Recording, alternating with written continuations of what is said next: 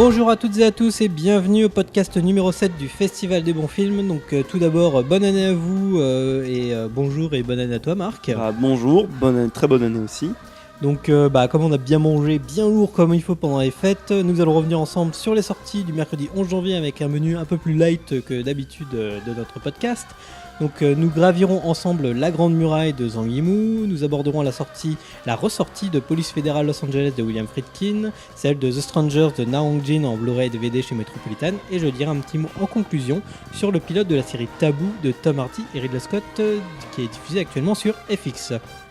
Donc évidemment, on vous aurait bien parlé de quelques minutes après minuit de Juan Antonio Bayona ou du Nocturnal Animals de Tom Ford qui sont sortis la semaine dernière, mais vous pouvez tout simplement vous référer à notre dernière émission que nous avions enregistrée au Fauvette consacrée à Premier Contact à la science-fiction, rubrique hors compétition, où nous avions donc Thomas et Jean-Victor qui en parlent bien mieux que nous.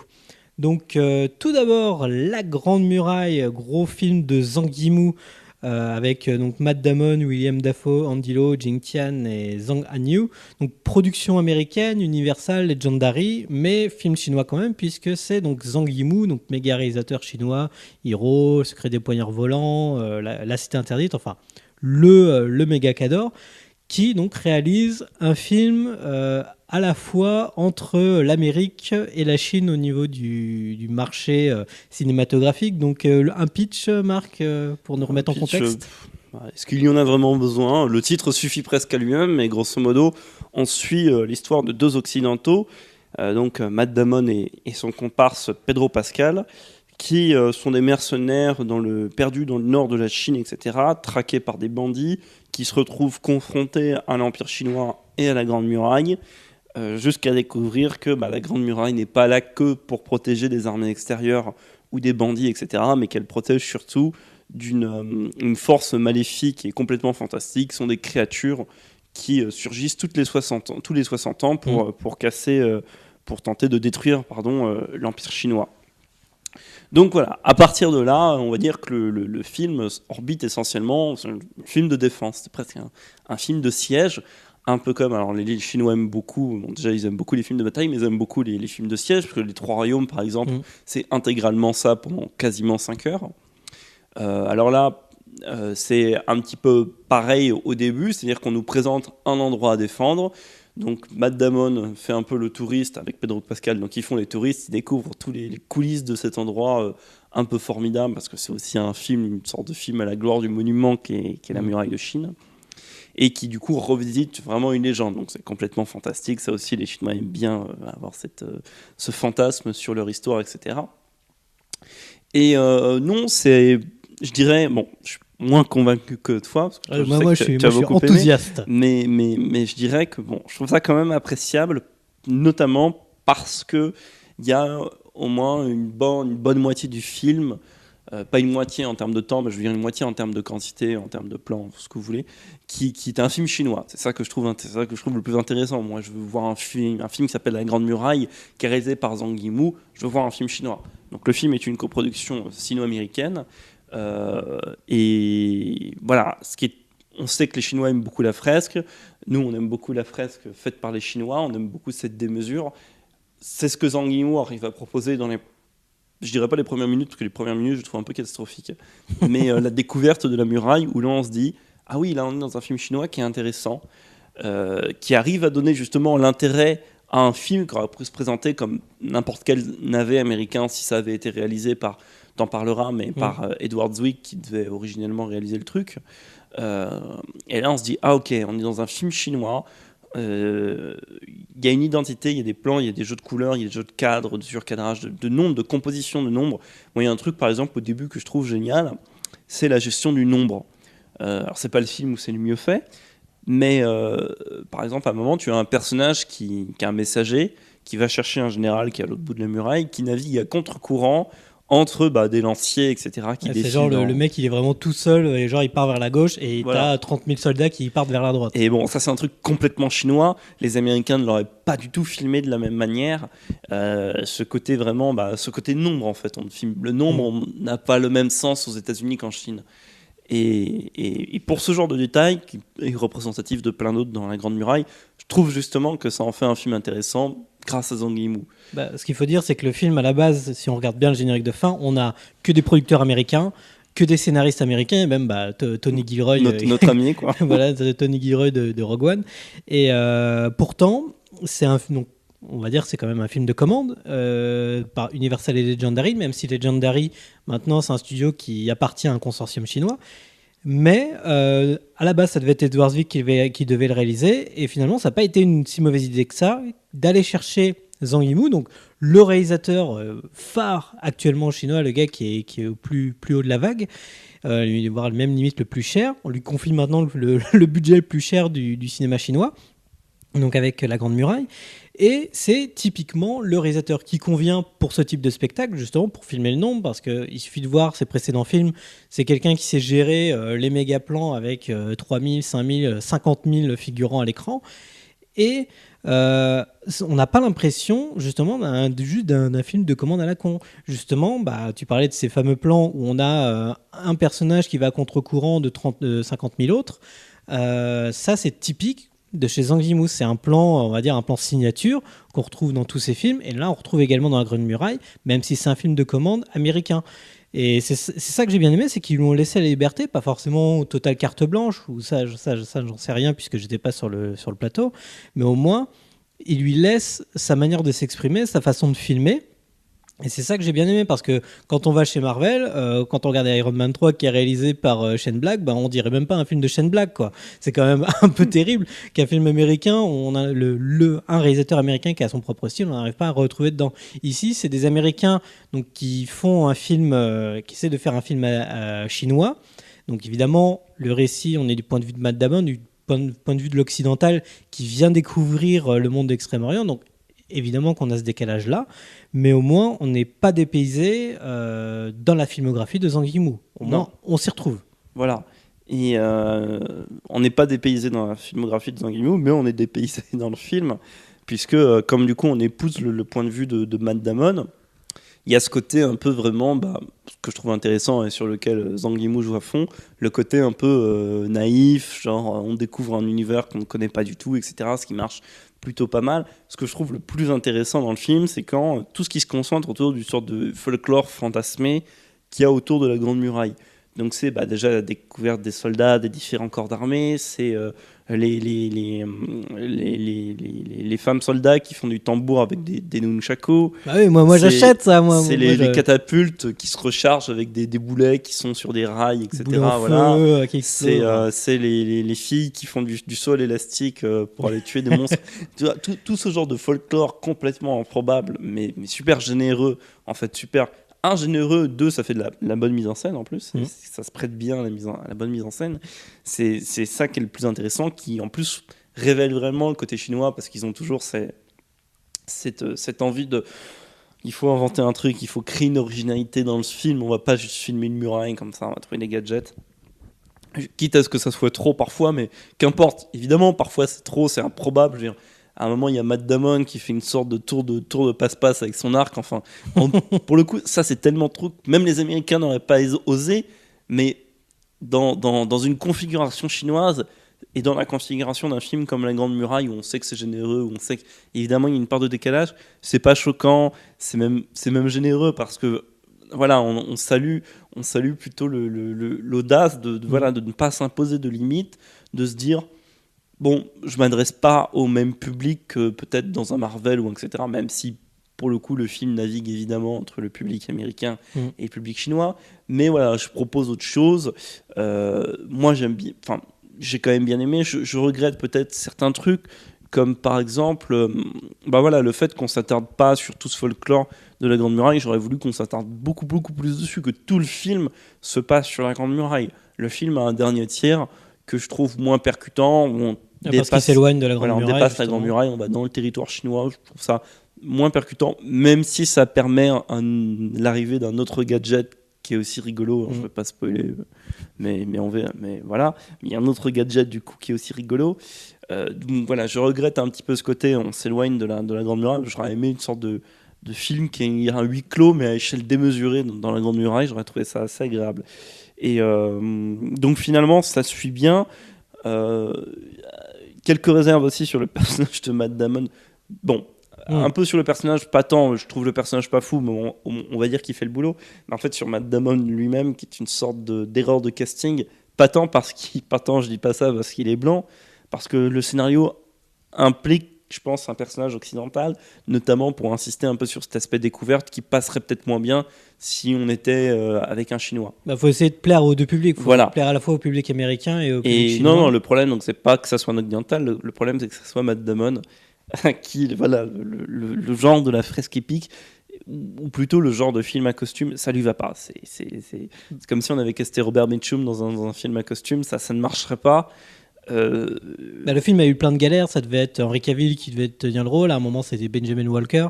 Finalement, c'est Matt Damon. C'est vrai qu'il est un peu vieux et ouais, ça fait un petit peu Mr. Nice Guy. En plus, la première fois qu'on le voit apparaître, le visuel avec une grosse bobarde de barbare avec l'armure et tout ça, ça correspond pas à Matt Damon, quoi. On le voit plus, limite plutôt dans l'espace avec avec un casque de cosmonaute dessus, quoi. Ouais.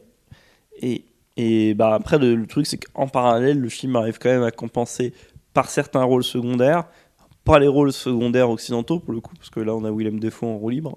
Mais, même pas en roue libre, en fait, c'est ça qui est dommage. Non, même pas en roue libre, juste pas là, quoi, juste un peu absent.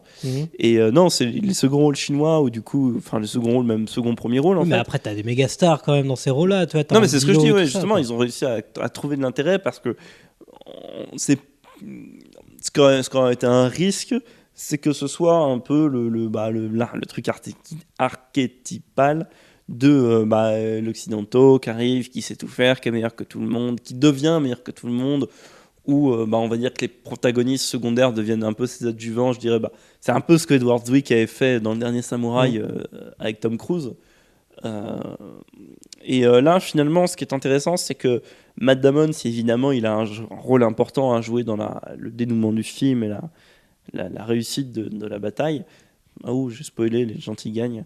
Mais c'est plutôt un concours de circonstances, en fait. C'est pas vraiment parce qu'il est meilleur que tout le monde, etc. Même si, évidemment, il est très badass, il sait très bien se battre, etc. Mais c'est plutôt un concours de circonstances qui fait qu'il va participer à ça et ne pas vraiment supplanter les personnages chinois. Non, mais moi, ce que j'aime bien au moins, c'est que c'est un film qui est généreux et qui est pas fin, quoi. C'est parce que fin, je veux dire, qui fait semblant. Parce qu'en gros, on sait que maintenant Hollywood essaye de draguer un petit peu le cinéma chinois. On remonte à 2013 avec Pacific Rim. L'année d'après avec Transformers 4, où il y avait des séquences entières qui se déroulaient à Hong Kong, en tout cas en partenariat avec la Chine, qui les montraient sous un bonjour et tout ça. Et que les Chinois, ils adorent ça, ils adorent les méga blockbusters effets spéciaux. Maintenant, c'est un des plus gros parcs cinématographiques là-bas. Il y a énormément limite, ce sera bientôt le plus grand parc IMAX du monde. Enfin, évidemment que ça intéresse Hollywood de faire ça. Et je trouve que La Grande Muraille, c'est une bonne tentative de proposer ça, parce que c'est vraiment pas un film qui fait semblant, parce qu'il laisse Zhang Yimou s'exprimer complètement, faire un film méga généreux avec les différentes évolutions de la muraille à l'intérieur, des différentes inventions qu'on nous propose. On passe de la catapulte, à un moment c'est des genres de méga lames qui tranchent à travers le mur. Enfin, il y a plein de petits trucs à chaque fois qui fait évoluer les scènes d'action. Parce qu'on n'a pas tout le temps, à chaque fois, les mêmes choses. Et en plus, d'autant plus que les monstres qu'on nous propose, ils sont pas, le design n'est pas forcément réussi. Je trouve que c'est un défaut du film. Et qu'en plus, certaines séquences d'effets spéciaux, elles sont vraiment pas au niveau. Alors que normalement, c'est censé être ILM et Weta qui ont bossé en coproduction là-dessus. Bon, rapidement, quoi. Et c'est pas, entre deux projets. Quoi. Voilà, entre deux projets. Non, il y a certains plans qui sont réussis, d'autres beaucoup moins pour être un peu euphémiste. Mais moi j'ai vraiment adoré le truc, parce que c'est un truc qui propose énormément d'action. La première fois qu'il y a l'actrice Jing Tian qui apparaît, moi je tombe amoureux tout de suite. Puis les femmes en armure qui font du tambour de guerre au nunchaku, moi c'est bon, j'ai acheté le film, quoi. Et c'est tout le temps des trucs comme ça qu'on peut trouver que chez Zhang Yimou, parce que il y a pas de honte à en faire trop, parce que il en fait juste ce qu'il faut pour proposer un spectacle généreux et qui est pas malhonnête, quoi. Et on est complètement dedans du début à la fin, et il y a plein d'idées de mise en scène dedans que les Américains n'oseraient pas. Il y a plein de couleurs aussi dans la photo, quoi. Enfin, c'est pas des blockbusters tout gris qu'on voit chez Marvel où on a l'impression de voir les mêmes plans d'un film à l'autre.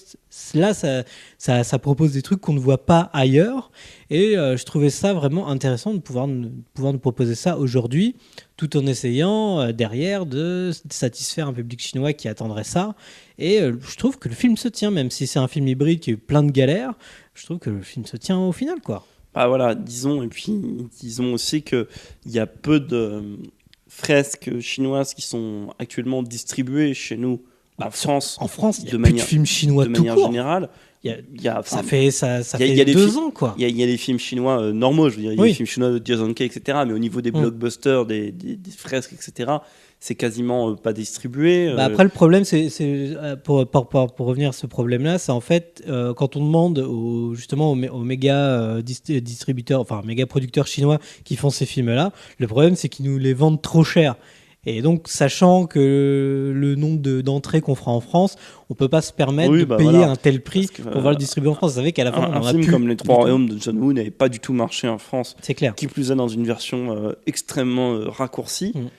Donc bon, il y a quand même ce plaisir de voir ce genre de film en salle qui d'apparence se présente comme un blockbuster américain. Enfin, si tu vois la bande-annonce, on pourrait prévoir une sorte de désastre numérique à la Warcraft. Mais moi, je craignais ça. Moi, je craignais ce qui n'est pas le cas, justement, heureusement, et qui se conjugue du coup au plaisir de voir une fresque chinoise de grande ampleur, plutôt généreuse, avec un réalisateur chinois à sa tête, qui certes n'est pas le film de l'année, qui certes n'atteint pas le niveau des derniers films d'action de Tsui Hark par exemple, mais bon, là il y en a un qui sort chez nous tous les 2-3 ans si on a de la chance. Non, mais au moins Zhang Yimou il garde son style, quoi. Et Zhang Yimou garde son style, et finalement dans ce qui se trame actuellement dans le monde des blockbusters, on va dire, indépendamment de la Chine indépendamment de la Chine, c'est finalement assez agréable. C'est honnête, moi je me suis pas fait chier, quoi. C'est-à-dire que si vous pouvez aller voir ça ou Assassin's Creed, allez voir plutôt La Grande Muraille. Voilà.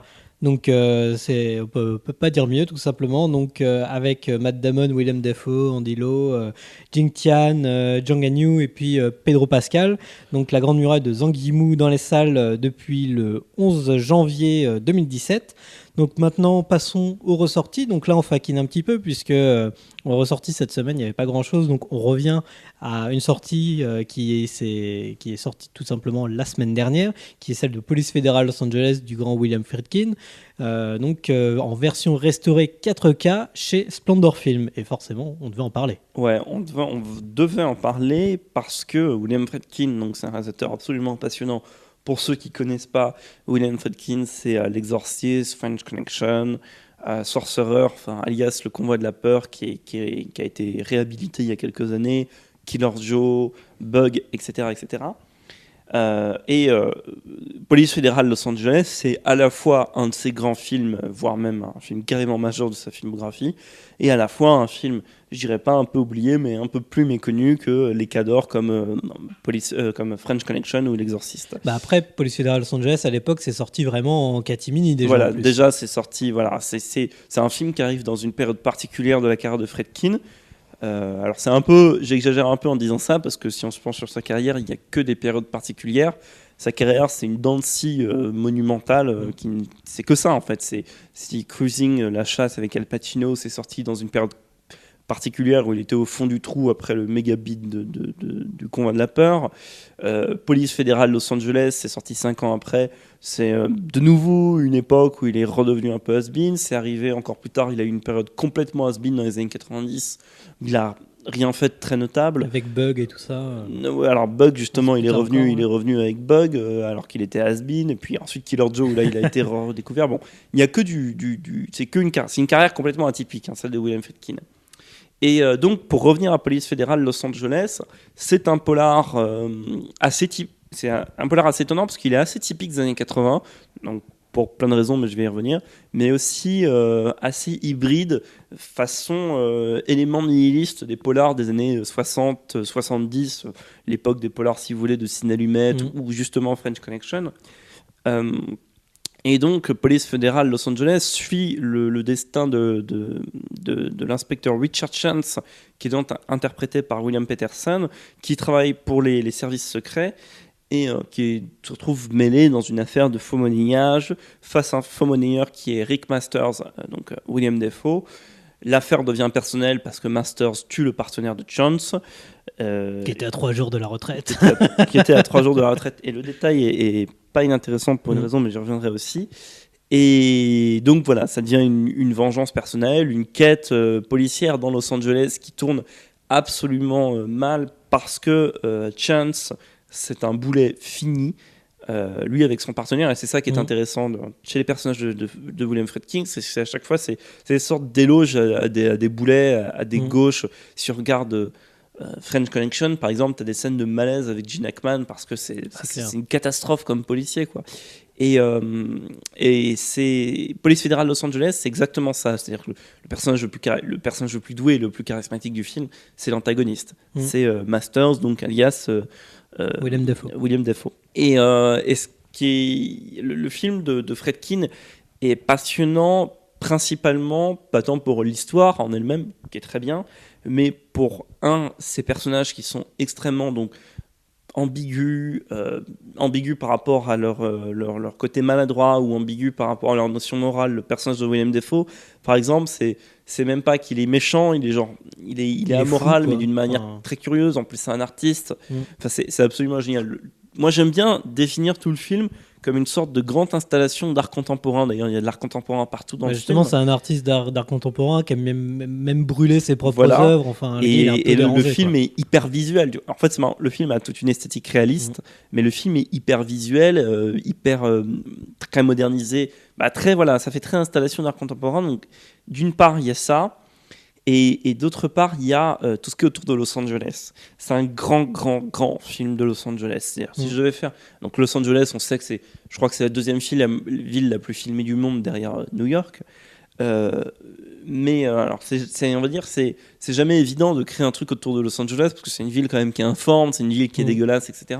Qui est immense aussi. Qui est immense. Voilà. Et Police fédérale Los Angeles fait partie de ces films, du moins ceux dans l'ère moderne. Donc je parle pas des films noirs des années 40 ou 30, mais des films comme ceux de Michael Mann et tout ça, voilà, qui utilisent la ville comme un décor et comme un personnage carrément. Et ici la ville elle bouffe les personnages, elle est impressionnante, elle est étouffante. Tu parles de Michael Mann, il y a un parallèle génial à faire entre William Friedkin et Michael Mann que William Friedkin n'assume pas du tout. Pour la petite anecdote, William Friedkin a toujours eu une petite rivalité avec Michael Mann. Il lui a entre guillemets piqué beaucoup de choses dans la série Miami Vice. Michael Mann s'est un petit peu vengé entre guillemets en recrutant à son tour William Peterson, donc la star pour le Sixième Sens, et aussi en travaillant avec Tangerine Dream. Tangerine Dream à la musique. Tangerine Dream qui a aussi fait la musique de Sorcerer. Bon, il y a plein d'éléments en commun, plus des thématiques en commun, en plus des thématiques visuelles, parce que si on regarde les films de Michael Mann des années 80, ils ressemblent énormément aux films des années 80 de William Friedkin. C'est plus vraiment le cas après dans les années 90, vraiment sur cette époque. Et bon, c'est marrant, pour l'anecdote, une fois il y a 2 ans, je crois, j'ai interviewé William Friedkin. Puis la gaffe, quoi. Et voilà, je lui ai posé la question. Parce que le truc est fascinant et c'est pas possible de le nier. Et bon, William Friedkin, qui est quand même connu pour être une sorte de mythomane assez compulsif, voilà, c'est assez colossal. Un révisionniste, on va dire. Voilà, et voilà, il voulait pas du tout en entendre parler. Il était là à m'expliquer qu'il connaissait pas du tout Michael Mann, etc. Bon. Mais qu'il avait vu le dernier des Mohicans, il voulait bien en parler, mais sinon il avait vu aucun des autres films. Et qu'il voulait bien en parler, c'était pas le sujet, mais et c'est vraiment génial de faire le parallèle parce que surtout ça raconte quelque chose sur comment le cinéma américain des années 80, donc le cinéma américain des années 80 mainstream, c'est Rambo 2, c'est Rocky 3, c'est ces films gogol version de l'ère reaganienne, quoi. Et tu as ces films là qui sont hyper datés 80. Si tu prends le début de Police fédérale Los Angeles, c'est un film qui est hyper daté années 80, qui fait avec vraiment la musique de Wang Chung en plus, presque délibérément kitsch, etc. On te présente son héros qui dans un premier temps est présenté un peu comme un héros badass et tout, hein, parce qu'il est garde du corps, etc. Il sauve, il désamorce une bombe, etc. Elle n'est pas désamorcée, mais enfin oui, hein, je vais pas en dire plus, mais oui. Et donc et en fait c'est génial parce que le film ne fait que se détourner de ce truc-là. C'est comme si voilà, William Friedkin disait oui, voilà, je retourne à Hollywood pour faire mon film de commande, un film tout lisse, etc. Qui commence un peu par ça, parce que c'est vrai que quand on voit le début du film, c'est extrêmement lisse. Le générique et tout, c'est assez particulier. Enfin non, le générique est assez intéressant, mais c'est assez lisse et tout le film ne fait que s'en détourner. C'est un film complètement déviant. Exactement comme le Sixième Sens de Michael Mann, par exemple. Non, parce que l'ouverture, en plus, elle est en quelque sorte en deux parties, puisqu'il y a le prologue, justement, quand il est dans le service secret, même qui commence avec une musique, justement, qui nous met complètement dans l'ambiance des années 80. Puis ensuite, on a le générique de début qui commence. Qui présente plutôt la ville. Voilà, avec une esthétique typiquement 80. En plus, on est dans les années clips, puisque c'est à ce moment-là que les clips à la télévision commencent à exploser. Donc, pareil, au niveau du montage, tout ça, c'est complètement novateur. Puis en plus... C'est exactement ce que tu disais sur l'Amérique reaganienne, puisque c'est complètement les années fric, comme on pourrait dire, où les personnages de Dean Stockwell qui joue l'avocat, qui en a rien à foutre de protéger une raclure finie, plutôt qu'un flic qui essaye de ne pas tomber trop dans la corruption. L'un dans l'autre, pour lui, c'est la même chose. Enfin voilà, et puis pareil, le procureur aussi, qui est prêt à faire chier le petit flicaillon qui veut faire son boulot. Puis bon, enfin, c'est typiquement l'Amérique des années 80 telle qu'on la connaît encore aujourd'hui. C'est le mythe, pas forcément pas une caricature, mais c'est l'Amérique des années 80 à l'extrême. Voilà, puis tu vois, on est tellement dans ce fric, etc., dans cette Amérique du fric, que William Friedkin en profite pour faire un tuto faux monnaie. Tu as une séquence qui est peut-être la plus connue du film, tu parlais du clip déjà, c'est une séquence qui doit beaucoup au clip, c'est presque un clip en fait. C'est quand William Dafoe crée les faux billets. Crée des faux billets. Donc on le voit dessiner les schémas, comment on dit, les patrons, etc., mettre la peinture, l'encre, passer dans la machine, et par-dessus, il y a la musique de Wang Chu qui donne un rythme absolument colossal à cette séquence qui est hyper visuelle. Voilà, au niveau du montage, une sorte de tuto, si vous voulez faire des faux billets, vous voyez le tuto faux billet spécial William Friedkin en musique. et William Dafoe. En plus, c'est sympa d'avoir William Dafoe comme youtubeur pour faire des tutos. Mais en fait, voilà, le film a complètement ce décalage entre ce qu'il représente et la manière avec laquelle il le représente, parce que on pourrait croire, voilà, le film a ce côté cool, etc., mais ce qu'il représente, c'est très très malaisant. Par exemple, tout le final, par exemple, le final est extrêmement glauque. Il y a des retournements. Voilà, en plus, il y a des retournements qu'on ne peut pas anticiper. Tout le dernier tiers du film, même, je dirais même pas tout le dernier tiers, toute la deuxième moitié du film, on ne peut pas l'anticiper. C'est ça qui est génial. C'est qu'un truc qui se présentait comme un... J'exagère une fois de plus un petit peu, mais un truc qui se présentait comme un polar banal suit une évolution scénaristique, visuelle, dramaturgique, tout ce que vous voulez qu'on ne peut pas anticiper, qui est un détournement génial des codes du polar, quoi. On va pas révéler le retournement, mais justement, c'est ça qui m'avait impressionné dans ce film-là, c'est qu'à la fin, il y a un retournement, on va dire, dans les 20 dernières minutes, mais qui crée une évolution derrière sur un autre personnage, mais qui fait sens dans le truc, qui donne un sens global à tout le film, comme quoi, en gros, la ville ne change jamais et ne fait que transformer les hommes, quoi. Voilà. Et je trouve ça extraordinaire. Et puis, évidemment, on a parlé de la séquence de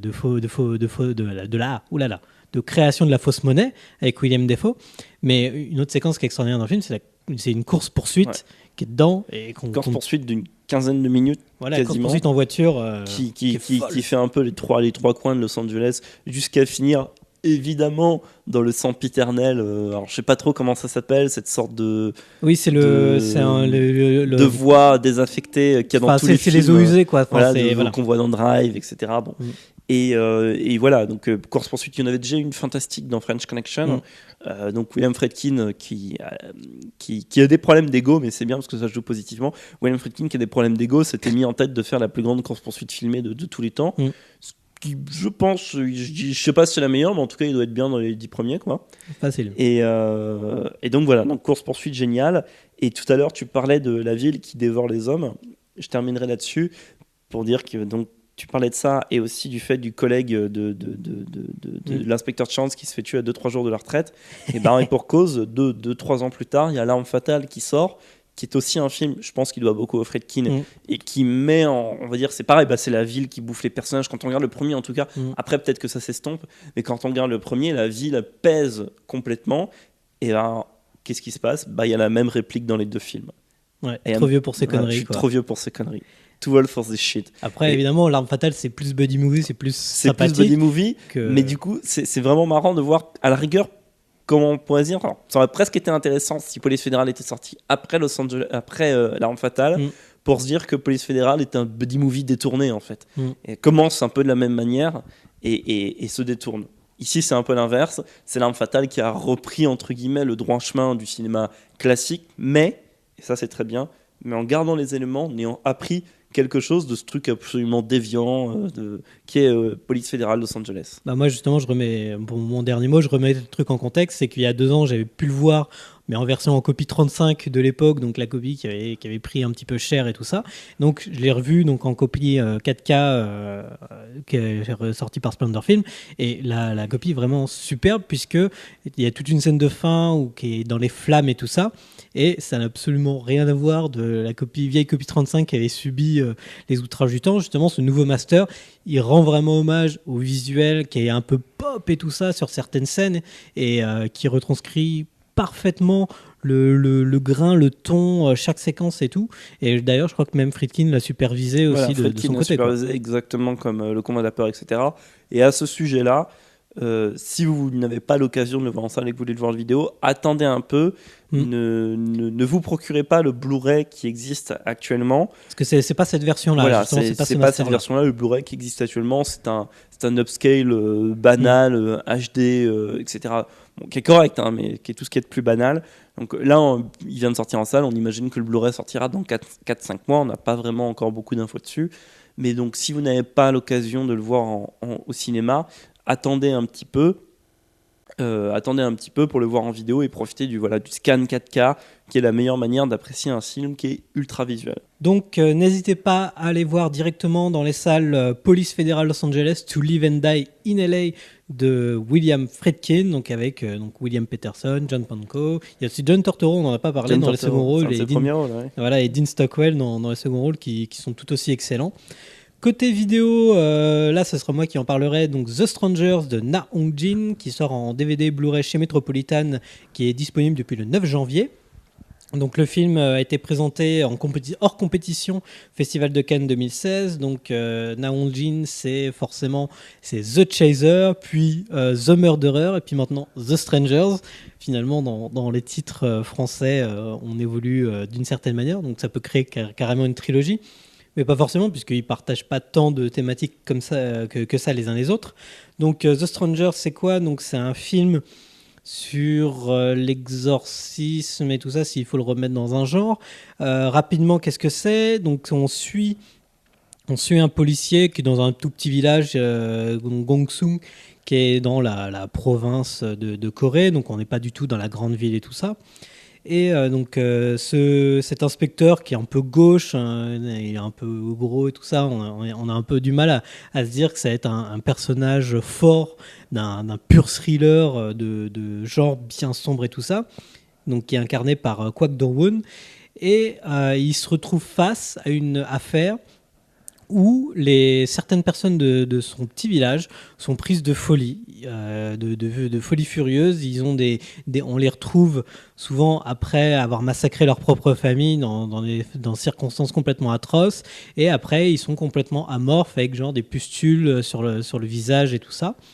Et forcément, il y a une rumeur comme quoi c'est à cause de l'arrivée donc d'un japonais, donc forcément un étranger à ce village, qui s'est installé, et tout d'un coup, cette maladie a commencé à infecter les uns les autres, et tout le monde se dit, forcément c'est cet étranger qui est responsable de tout ça. Je ne vous en dis pas plus, découvrez-le, puisque c'est un film donc, qui dure en plus 2h30, et c'est un film qui évolue là-dessus. Il y a une scène complètement folle, limite d'hystérie, en montage parallèle, alterné, tout ce que vous voulez, donc d'une scène d'exorcisme et tout ça qui est assez puissante, puisque ce personnage d'inspecteur va se retrouver complètement dépassé par les événements, d'autant plus qu'au début, on a vraiment l'impression que c'est un personnage de comédie, d'autant plus que les Coréens, ils sont très adroits pour mélanger les genres, parce qu'il y a certaines séquences où on rigole vraiment de la gaucherie de ce personnage, et au fur et à mesure, on s'y attache face aux événements qui l'accablent, puisqu'il a une petite fille qui est en plus qui est interprétée par la jeune Kim Won-hee, qui joue la petite Hyojin, et qui va à son tour être contaminée par cette maladie. Et d'ailleurs, on se demande si c'est pas juste de l'hystérie, est-ce que c'est pas juste un virus. Enfin, on ne sait pas. Namjoon brûle les pistes. C'est pas un film qui m'a forcément convaincu. C'est le final m'a un petit peu déçu parce qu'il y avait quelques retournements qui n'étaient pas forcément très subtils, alors que tout le reste du film est extraordinaire dans son ambiance, dans son truc bien glauque et tout ça. Donc, foncez le voir. Donc The Stranger de Nanjing, il n'a pas forcément très bien fonctionné dans les salles, alors que c'est un excellent film coréen qui est sorti cette année. En plus, en parallèle, il y avait eu The Priest qui n'est pas non plus sorti en salle, qui proposait une autre version, cette fois du film d'exorcisme, mais était plus concentré sur les prêtres. Là, ici, c'est la religion qui est complètement dépassée par ce côté chamanique. Et justement, là, on revient dans la tradition chamanique pour résoudre le problème. Voyez-le, c'est un film qui vous retournera bien comme il faut. Donc, disponible en DVD et Blu-ray chez Metropolitan Video. À côté, on a Taboo, la série Taboo qui vient de commencer sur la chaîne FX. Donc, c'est la série qui est incarnée et aussi produite par Tom Hardy, donc notre fameux Mad Max et tout ça, qui fonctionne vachement bien à Hollywood, et aussi avec l'ami Ridley Scott. Et c'est une série qui partage énormément de thématiques chez Ridley Scott, du nouveau monde, de l'homme qui revient d'entre les morts et qui doit affronter la société. Donc rapidement, l'histoire, c'est quoi ? On est en 1814 en Angleterre, où en fait James Delaney, qui est incarné par Tom Hardy, revient en quelque sorte d'entre les morts, puisque tout le monde suppose qu'il est mort en Afrique et tout ça, et finalement il réapparaît au moment où son père est enterré et mort justement de vieillesse et tout ça. Et il revient au moment où forcément l'héritage doit être réattribué. Donc à la base, ça devait être donc le personnage de Oona Chaplin qui joue sa demi-sœur, qui devait hériter de tout le truc. Sauf que avec le personnage de Tom Hardy qui revient, tout est rebalancé au niveau des intérêts, puisque le personnage du père avait notamment, et ça je pense que ça va être une des thématiques les plus importantes dans le film, un des arcs les plus importants de la série, c'est une bande de terre qui se trouve en Amérique et qui se retrouve entre donc les Anglais et les Américains qui sont rebellés depuis contre l'Angleterre, et cette bande de terre est convoitée par la fameuse Compagnie des Indes qui est représentée par Jonathan Pryce dedans. Il y a une scène assez forte où ils essayent pas de négocier, mais carrément d'acheter à Tom Hardy contre une importante somme d'argent. Sauf que Tom Hardy, il est un petit peu à l'ouest, et c'est un rôle qui lui correspond bien. Et la série propose vraiment un truc intéressant. On sent que sur certaines séquences, ils ont vu The Nick de Steven Soderbergh, qu'ils essaient un petit peu de taper là-dedans, genre la série sombre avec plan caméra épaule numérique et tout ça. Mais c'est une série qui me donne envie. Au niveau des arcs, de ce qu'elle propose, ça me donne envie de continuer la série. Donc tournez-vous vers la chaîne FX, et donc la série Taboo, avec Tom Hardy, Jonathan Pryce, Oona Chaplin et Ridley Scott à la production. C'est vraiment une série qui propose quelque chose d'intéressant dans le spectre de nombreuses séries qu'on nous propose actuellement. Donc c'est une bonne adresse, donc Taboo sur FX. À côté, juste en mention rapide, en sortie vidéo, je voulais juste parler de la sortie DVD encore Universal qui fait n'importe quoi, donc de Popstar Never Stop Stopping, qui était une des meilleures comédies sorties l'an dernier des Lonely Island, qui est sous-titrée maintenant Célèbre à tout prix, enfin Popstar Célèbre à tout prix, qui est une des meilleures comédies qui est sortie l'an dernier, mais qui n'est pas sortie au cinéma malheureusement. Qui est c'est en quelque sorte, si on peut résumer ça vite fait, c'est en quelque sorte c'était quoi le film avec Fatal, voilà, exactement, de Michael Youn. C'est une version de Fatal, mais aux États-Unis, et en plus réussi et plus déluré encore, avec une méga star de la musique pop qui qui tape une grosse traversée du désert à cause de son deuxième album qui n'a pas du tout marché, et qui essaie de revenir au devant de la scène. Et c'est un film ultra drôle qui est vraiment très intéressant et qui propose un vrai regard, puisque c'est tourné sous la forme d'un faux documentaire où en plus il y a un panel de méga stars qui sont dedans. On se demande comment ils ont réussi à enchaîner autant de stars. Je pense que c'est aussi en partie que les Lonely Island, justement, c'est un trio qui détenait à un moment le Saturday Night Live, qui ont créé leur carnet d'adresses à ce moment-là et qui réinjectent toutes ces stars dans le film de manière justifiée. Le film a fait un bid aux États-Unis. Je pense que c'est pour ça que Universal n'a pas sorti le film en France, mais c'est un film tellement drôle qui est bourré d'idées, osé en plus à certains moments, et qui se tient. Donc voyez-le en DVD si vous le pouvez chez Universal. Donc Popstar célèbre à tout prix ou directement Popstar Never Stop Never Stopping. Donc voilà, c'était notre podcast numéro 7 du Festival du Bon Film, donc pour les sorties du 11 janvier. On se revoit rapidement donc la semaine prochaine pour notre podcast numéro 8 et puis très bientôt pour notre prochaine émission qui sortira début février, je pense. Donc allez voir des films au cinéma, c'est bien, mais en voir des bons, c'est mieux. Voilà, au revoir et rendez-vous au prochain podcast. Au revoir.